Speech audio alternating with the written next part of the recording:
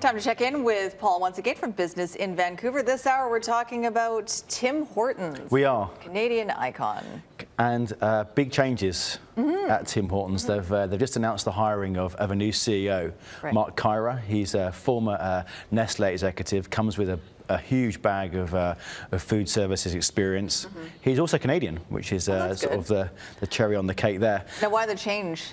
Well, they've had an interim CEO, but they've, I mean, it coincides with Tim Hortons facing some pretty tough times.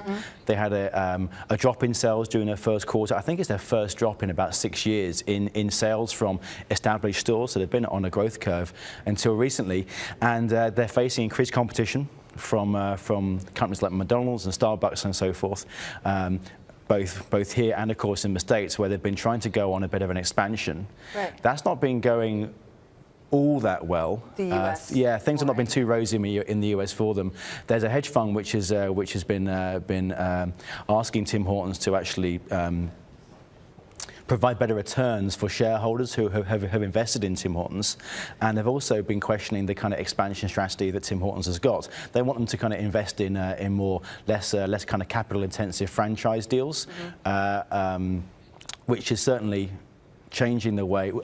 Would be a change in the way that Tim Hortons has gone so far. There's no more, obviously, there's no news about what the new CEO will do when he comes in, but that's going to be one of the things on his list for sure. So they don't want them to open more stores, but what do they want them to do then? Well, I think they want them to open more. I suspect that they want them to kind of expand successfully, but it's the nature of the expansion that they're questioning whether they want them. So I think that their sort of approach would be more of a franchise model rather than Tim Hortons taking more of the risk up front when they're actually looking to expand. I see. Okay. Well, I mean, it's sort of like a role reversal because Starbucks was on the defensive before, and with McDonald's and Tim Hortons, and now I mean, it's just like a vicious kind of.